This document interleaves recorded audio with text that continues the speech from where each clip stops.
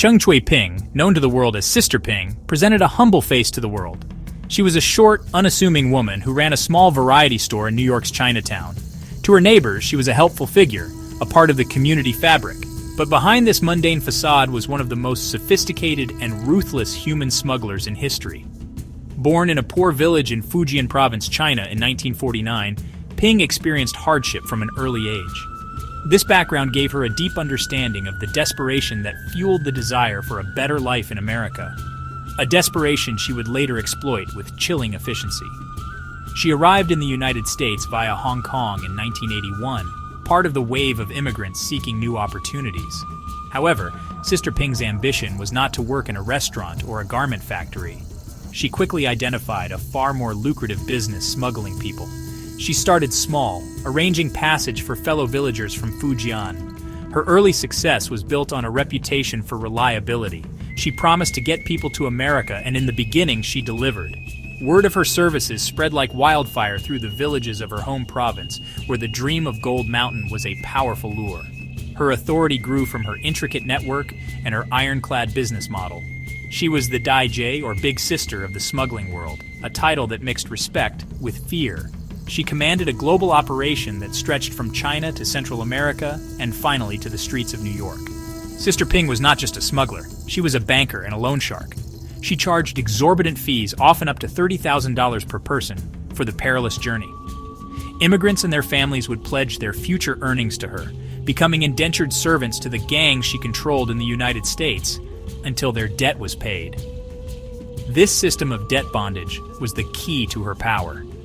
It ensured a steady stream of income and gave her immense control over the lives of thousands. She was the gatekeeper to the American dream, but her gate came with a heavy price. Sister Ping was revered by some as a benefactor, a modern-day Moses leading her people to a promised land.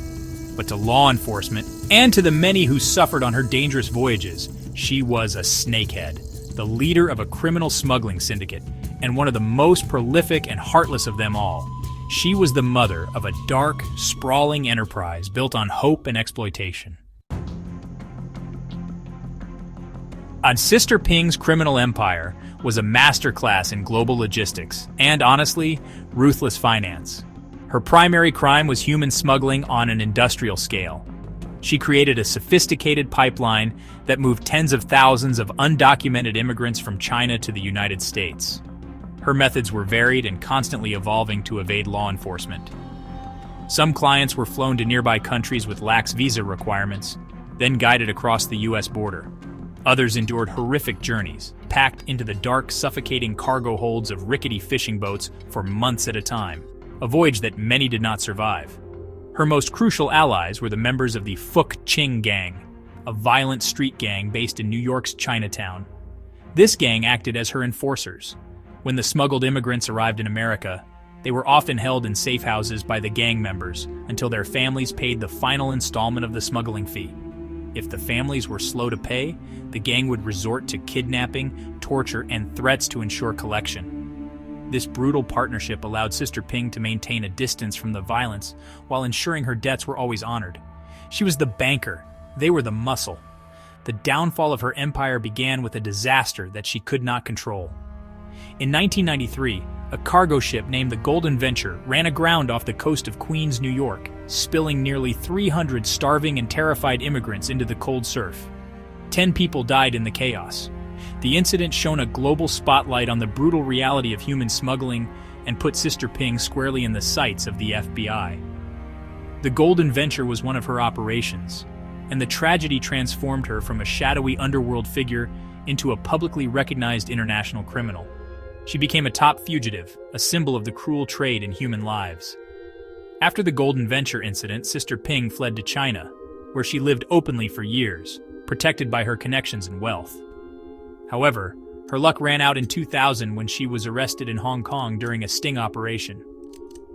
Extradited to the United States, she faced trial in New York.